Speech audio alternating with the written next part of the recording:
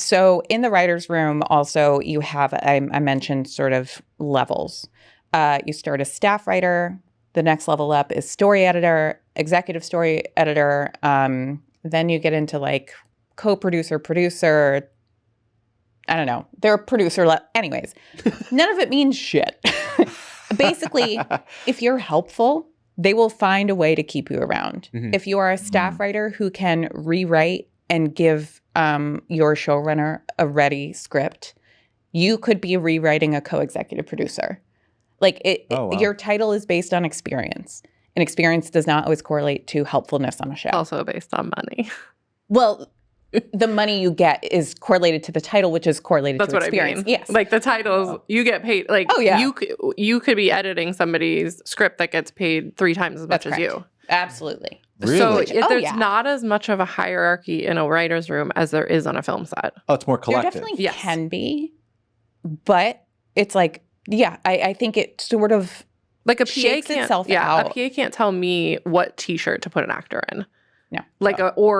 Like really no one but myself can say this is the costume I'm putting on an actor.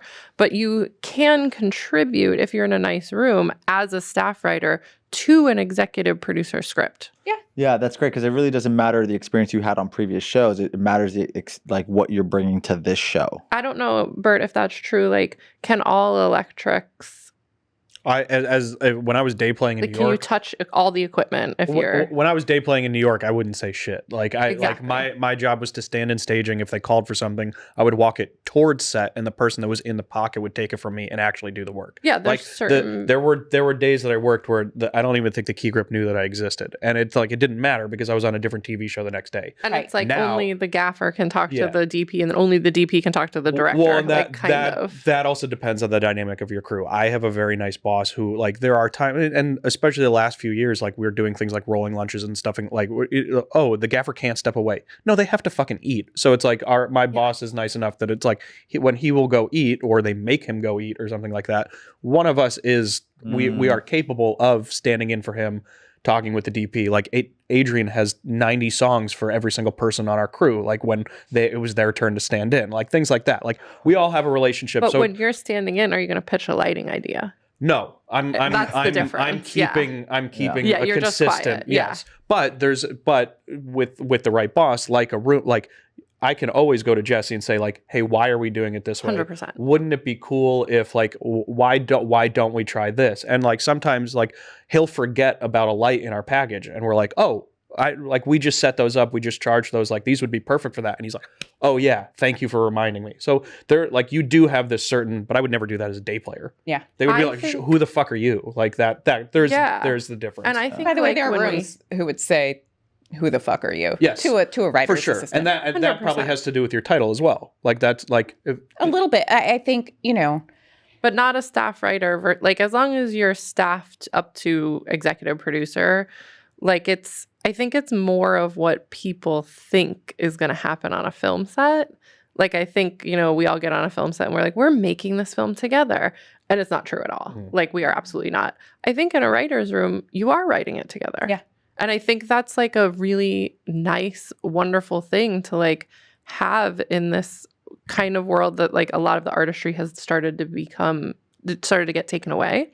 And I think it's like really nice that like you're, not in every room you can do this, but like you do kind of create this story together. It is truly collaborative. Yeah. Like I could not have come up with half of this show, like more than half on my own. I would have been screwed. I remember, towards the end of season 1 in the room, by the time you're breaking, which, means figuring out the episode, breaking the plot. By the time you're breaking the finale, someone in my position has 2 outlines to read, 2 scripts to rewrite, another script to write entirely. Like you are in your office writing alone for most of the day. You don't have a lot of time to sit in the room and break story with your writers, so you better trust them. And I remember I was like grinding away on 104, the script. And I went into the room because they were like, we have a pitch. We have a pitch for the problem of the day was, how is Neil going to overhear that Allison was trying to kill Kevin? Mm-hmm. And we knew actually we were going to kill Neil in that episode. He was going to hear that Allison was trying to kill him, trying to kill Kevin, and Patty was going to come in and save her and kill her own brother. And then Alex Bonifer was so incredible playing Neil that we kept him alive. Good. So that was the problem of the day. They were like, we have something to pitch you. So I walk into the room, and Sean Clements, who was incredible, stood up and was like, okay, Kevin and Neil, we're going to write in a few different episodes that they have a long-running game of hide and seek. That they have like marathon hide and seek sessions. And we're going to sprinkle it in a couple episodes because none of them had been shot yet, so we could. And in this episode, to get rid of Neil, Kevin's going to say, okay, go hide. And Neil, you forget, but Neil goes off and does. And so at the end of the episode, he's hiding in Allison's kitchen and overhears an argument between Allison and Patty and hears that she tried to kill Kevin. And that he comes out, like bursts out of a cabinet in multicam, and it's very funny. And Alex is so good at physical comedy that like he, you can imagine him. It was like a small closet. It was a small closet. And I was like, oh my God, that's it. Yeah. I could see it. It was like just a deep sense of relief. And I couldn't have done that alone. Yeah. Give me all the time in the world, like alone in a room, and I won't come up with that. So it is like a wonderfully like inherently collaborative thing, unless you're working for some tyrant. But I haven't. Do you get like, is there credit given to these writers? Like, because I don't know how the credit system, like if if you're working in a department, like, and you figure out that they need something and you give it to them, or like your higher up gives it to them, they may get the credit for it. Is that something that a writer would get credit for? Like that they helps them like expand in their career and grow in their career? Or is it like the showrunner always gets credit for something like that? I think it kind of goes both ways. So that is the job, is to come up with story and pitch it, So I don't think that there's like a physical credit that goes along necessarily with coming up with a very helpful thing in a room like that. But at least on Kevin, and I plan on doing this any other time I'm lucky enough to have a show, on a lot of shows, so you assign scripts, right? And people go off and write them. And it comes back to me.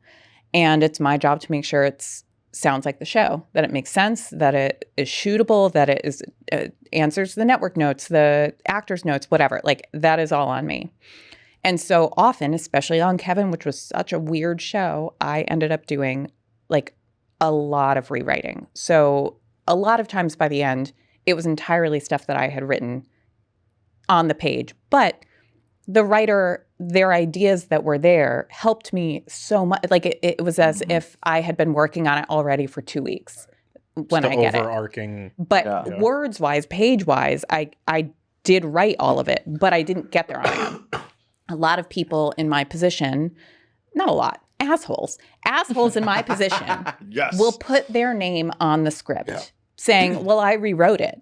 And it's like, yeah, but that's the fucking job, man. I feel like I have gotten some scripts. So I feel like when I get that, there's usually, it's like 102 written by, and it's like at least one name. I'm assuming that's the person that went off and wrote it for 2 weeks. Mm-hmm. And then there's usually a sub name or something. I'm assuming that's the showrunner. So if it says written by, it would usually say my name and then teleplay, or story by.